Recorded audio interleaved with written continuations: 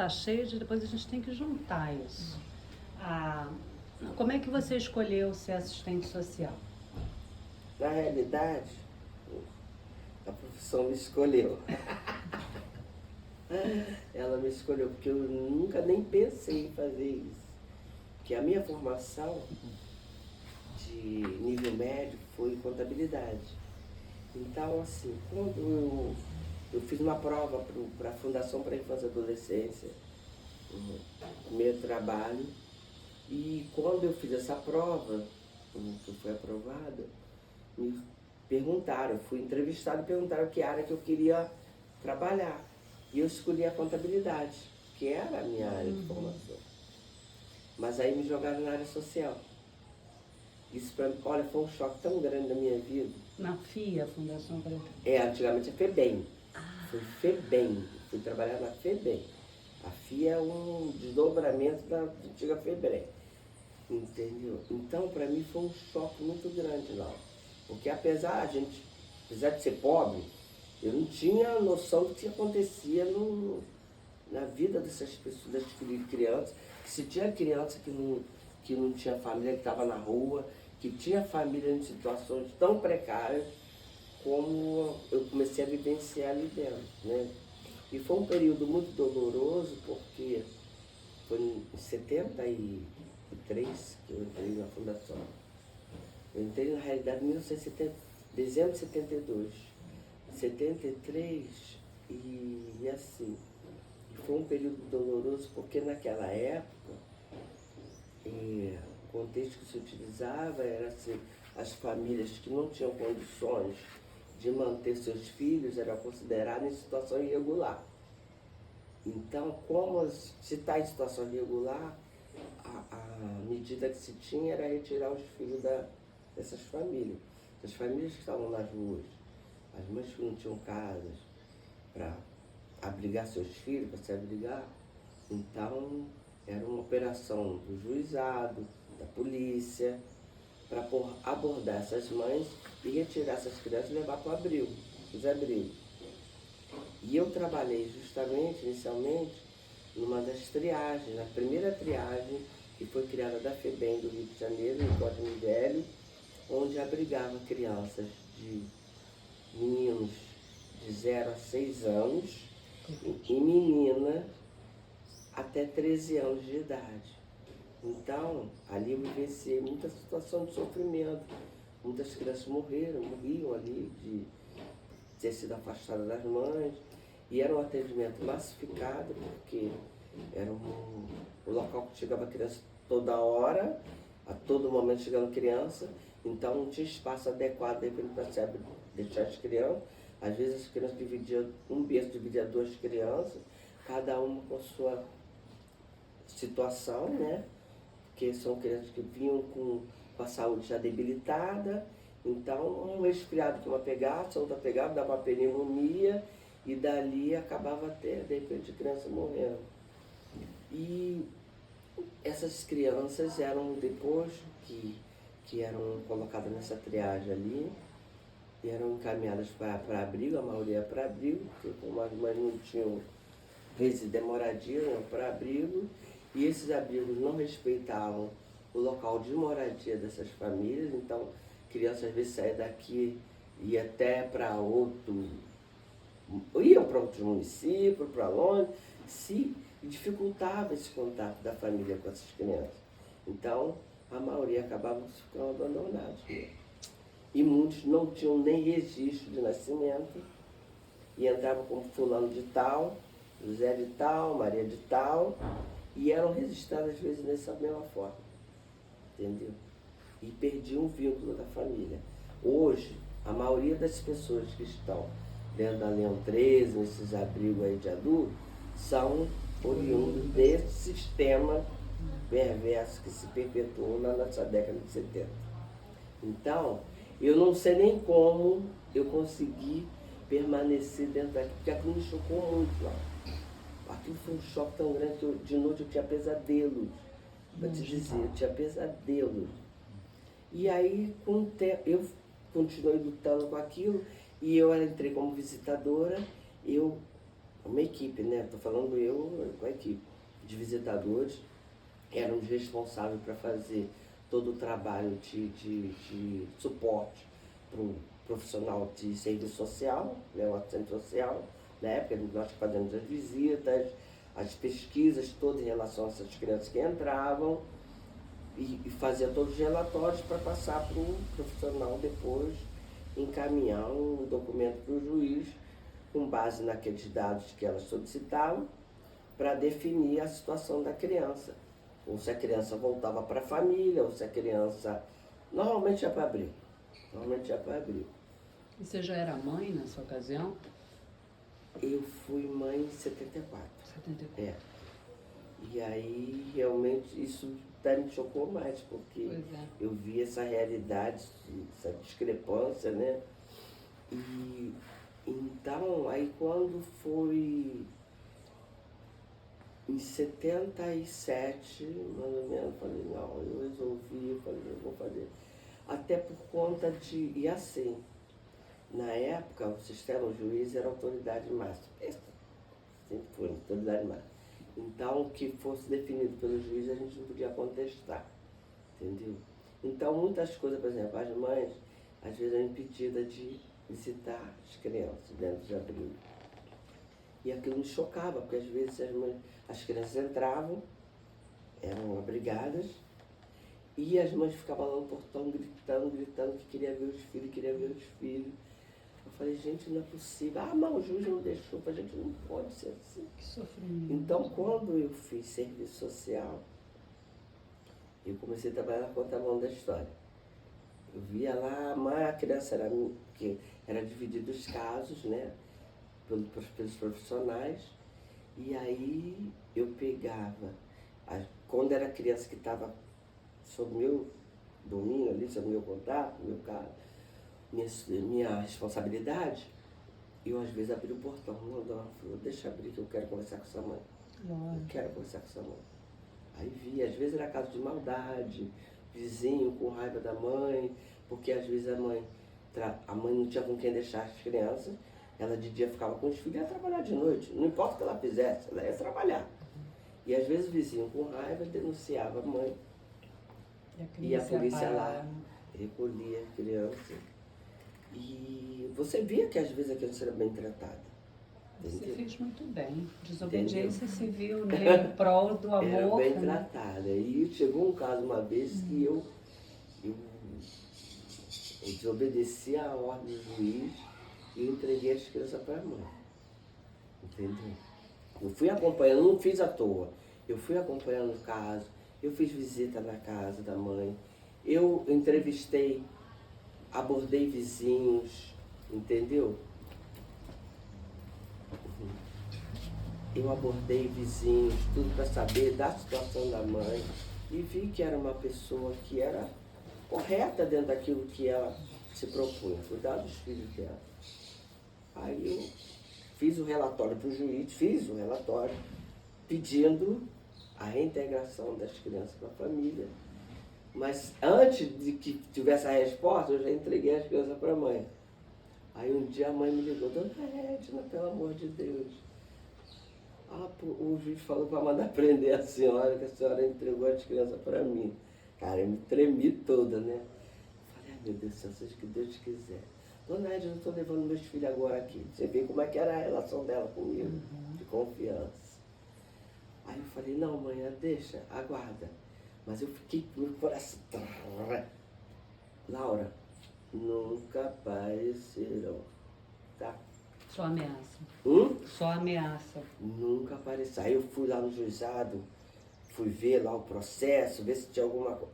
O processo parar, não tinha nada. Falei, mãe, vai ficando. Qualquer coisa a gente faz. Foi só pressão, né? Entendeu? O amor Porque venceu. eu acho que você também tem que se colocar no lugar do outro, né? Quando você trabalha, né? Você não pode ser só um burocrata aqui. O juiz mandou, você vai fazer, o juiz mandou.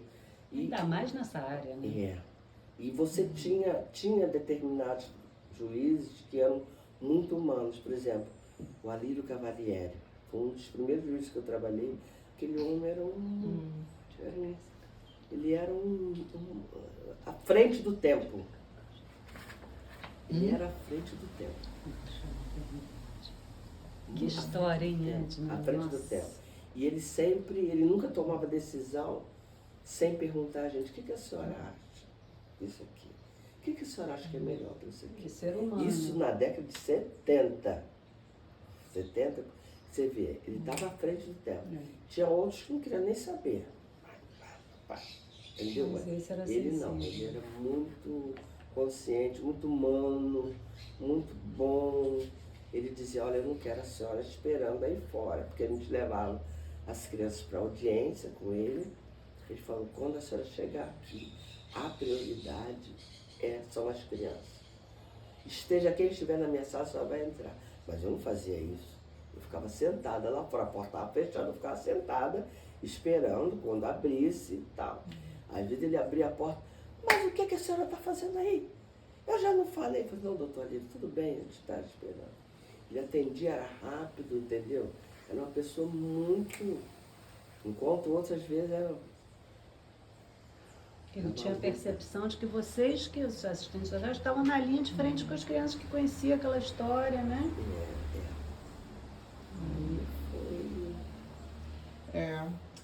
E quantos filhos você disse que você foi? Eu tive 3 filhos. O primeiro foi o Emerson, né, que vai fazer agora 49 anos, agora dia 8. Esse que nasceu em 74. 74, Vídeo que eu não O sei. primeiro foi o Emerson. E de um primeiro relacionamento que eu tive, não deu certo. O pai dele, hoje eu tenho contato com o pai dele, mantenho contato com o pai dele. O pai dele casou, já tem outra filha que ele, graças a Deus, se dá muito bem, Sulamita. E eles estão sempre em contato, até marcaram de almoçar juntos e tal. E depois eu tive um relacionamento com o João, com quem eu estou até hoje, né? É engraçado que a gente mora no mesmo bairro, morava no mesmo bairro, né? Mesmo bairro. Ele morava na Marquês de Sabará, e eu sempre morei na Margarida, e depois fui para cá, né?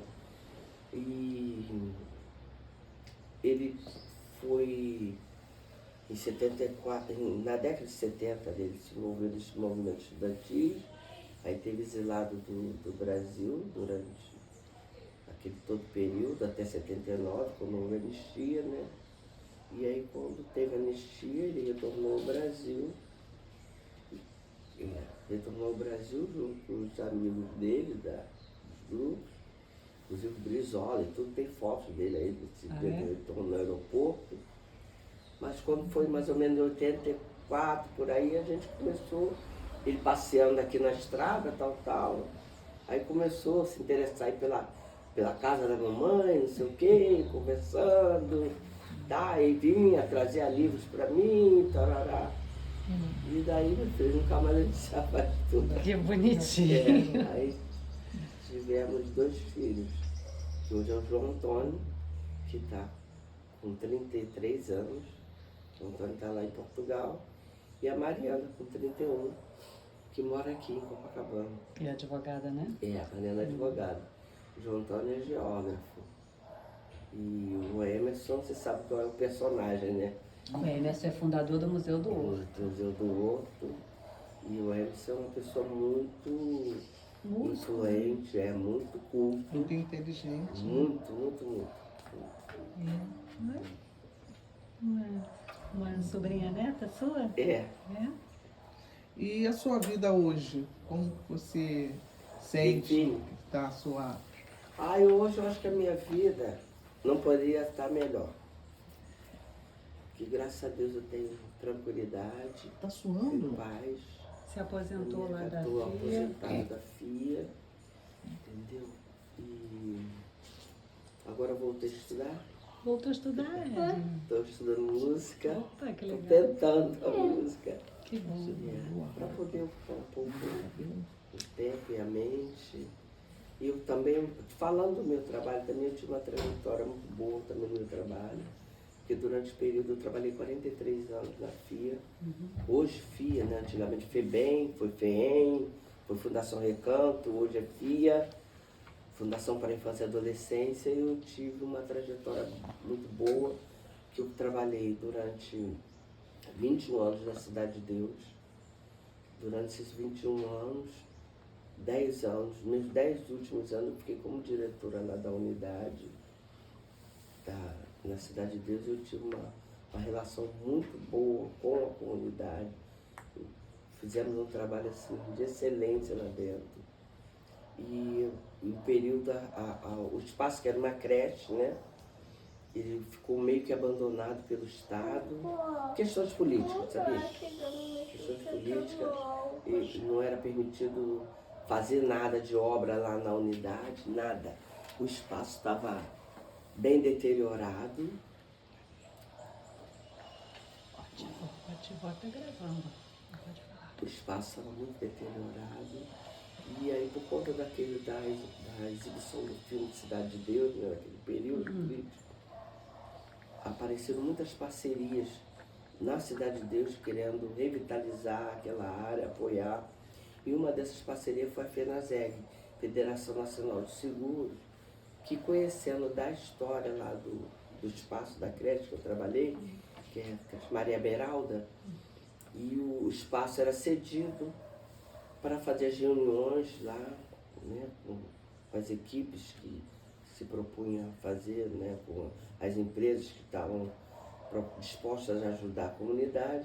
Essas reuniões eram feitas lá no espaço de Maria Beraldo, que a gente tinha um espaço bom lá, um auditório, e eu sempre falando da importância do trabalho ali, do espaço da creche para a comunidade, e a FENASEG fez uma proposta de revitalizar o espaço.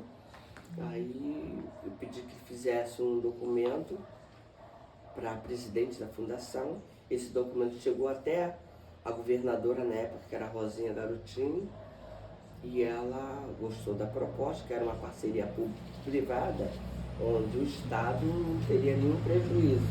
A FENASEG entraria com tudo que o Estado tivesse carência naquele momento. Então, eles fizeram todas as obras de revitalização do espaço, inclusive de contratação de pessoal, de profissionais, que a creche tinha um grupo de profissionais, né, uma equipe mesmo, multidisciplinar, com médicos, dentistas, psicólogos, assistentes sociais, nutricionistas. A creche tinha todo o suporte necessário para dar atendimento às crianças e às famílias. E isso foi mantido pela FENASEG quando esses profissionais eram aposentados. A FENASEG contratava profissionais para complementar essa equipe, para não deixar o trabalho cair. E fora de tudo, até alimentação, tudo. Precisava, a FENASEG entrou, mobiliário, ela mobiliou todo o espaço. Ficou um equipamento de referência do Estado do Rio de Janeiro. Maravilha. E você Aí à depois eu vim para a sede, eu fui ser diretora também da área social aí em Botafogo. em Botafogo. Fiquei um período como diretora da área social. Cheguei também a ser vice-presidente da Fundação da Fundação para a Infância e Adolescência. E nesse período em que eu fui vice-presidente, estava numa proposta de revitalização da instituição, né, da FIA.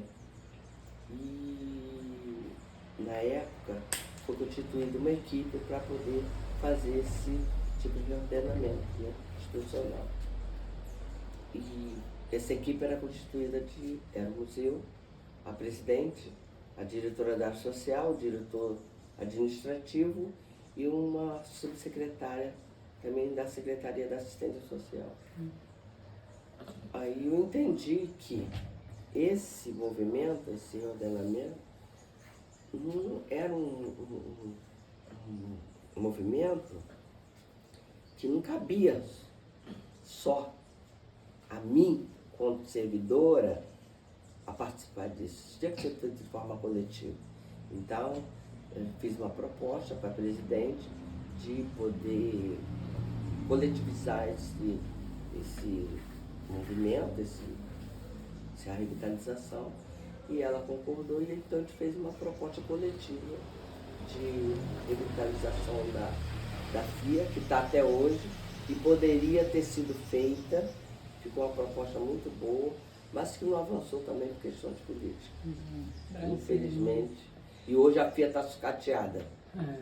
A parte da FIA hoje virou Detran.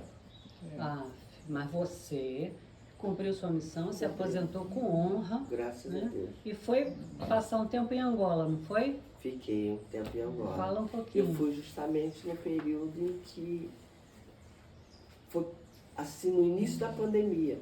Eu saí daqui do Brasil no último voo. No último voo. Foi 2020, né? Foi. Eu saí daqui no dia... Foi março. Não sei se foi dia... Foi início de março. Eu sei que quando eu cheguei em Angola, foi o último voo permitido de Brasil e Angola. E daí eu tive que ficar lá aquele período todo, né, da pandemia. Foi um período bastante delicado, né? Que você está num país que você não ficou longe da família, né? Você fica preocupada, como é que está a situação aqui e tal. Mas graças a Deus deu tudo certo aqui, né? A família, a gente só, infelizmente, perdeu o Lula, que é um grande amigo e irmão da família, que na época ele também já estava bem debilitado. E não tinha como ele suportar aquela fase. Idoso também. Idoso também. Já idoso, bem debilitado, e não deu. E o João, lá em Angola... O João morava lá. Ele teve Covid. E foi bom que eu estava lá, para ajudar, entendeu? Para apoiar. Porque você sabe que com essa doença você não conta com ninguém de fora. Ainda mais naquela época, né? Mesmo aqui, por exemplo, mesmo família, às vezes, né? Muitas famílias não podiam estar junto com o outro. Entendeu? A sorte foi que eu estava lá. Para ajudar. E o Edna, você, sua vida é tão bacana e digna. A gente poderia ficar falando mais de serviço social, que eu também gosto muito. Mas eu queria saber, nessa plenitude que foi sua vida, quais são os seus sonhos hoje? Você tem um sonho? A gente nunca deixa de sonhar, né? Sonhar. Enquanto você tem, enquanto a vida a sonha, né? Graças a Deus, né? Hoje eu penso em fazer algumas coisas, principalmente na área da música, sabia? A minha ideia é fazer aqui um centro cultural para atender crianças. Opa! Eu acho que é isso. Aproveitar o espaço para trazer as crianças para aprender música. Legal. Porque essa cultura não é muito acessível, né? Todo mundo. É muito difícil, depende de uma criança poder sair daqui para estudar dentro de uma escola, dentro de um espaço, ter profissionais disponíveis.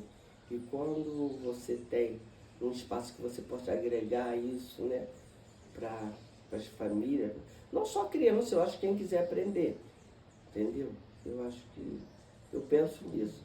Transformar essa casa numa casa musical. Oh, que bacana, hein? Quem sabe seja um lindo projeto do museu. Não é não? Falar nisso. E com relação ao horto, diante de toda essa polêmica histórica, e o que você vislumbra, assim, o que você pensa? Eu penso e acredito que a comunidade vai vencer. E acredito que a comunidade vai vencer. Entendeu? Porque a luta é grande, é legítima. É legítima. A gente não está lutando aqui, a gente não pode aceitar ser classificado como invasores. Entendeu? São lutas de anos. Entendeu? Moradias aqui são pessoas aqui que já há mais de 100 anos vivendo no local. Então você não pode classificar essas moradias, e moradias que não foram invadidas, foram autorizadas. entendeu? Então, diante dessa situação, e é uma comunidade que preserva, entendeu? Uma comunidade que gosta da área, que luta para, entendeu? Ela tem um sentimento de pertencer à área. Você pode ver que tem vários membros da comunidade aí que estão sempre lutando para preservar os animais, da própria natureza, replantando aqui quando tem um espaço de degradação da área, a comunidade se mobiliza para replantar, entendeu? Agora está tendo um movimento aqui, numa horta comunitária aqui, feita pelo Beto, entendeu? Que é um movimento É o projeto, que está dando, né? projeto que está dando visibilidade, mais visibilidade à nossa luta para fortalecer. Então eu acredito, eu acho que a visão que se tinha antes, né, que a mídia até fazia de chamar de invasor, acho que está mudando um pouco. Tá sim. Eles estão tendo um outro olhar, estão tratando a comunidade com mais respeito. Verdade. Porque já entenderam que a força de braço vai ser, entendeu? Vai ser possível, entendeu? A queda, a gente não vai deixar se bater, entendeu? Afora, quem sabe, aí já Hã? saindo do roteiro totalmente, mas um papo aqui de amigas, afora, quem sabe, uma proteção espiritual grande também. Não, Sim. com certeza tem. Com certeza nós Com temos uma certeza. proteção espiritual muito grande. Entendeu? Isso aqui já foi um grande quilombo, Sim, entendeu? Essa nossa área aqui tem muita proteção. eu Eu acho. tenho colônia certeza disso. espiritual. E vocês têm uma missão, amigas. tem. Tamo junto. Gostou? Quer falar mais alguma coisa? A gente já... Eu acho que isso aqui é a nossa Aruanda. Essa aqui é a Aruanda. A tão famosa Aruanda que se fala nos livros é o horto. Aqui está concentrado todas as entidades de luz estão aqui protegendo a nossa área. É Com certeza. uma colônia espiritual. Tem uma colônia aqui. de luz. Amém, Edna. Amém. Axé.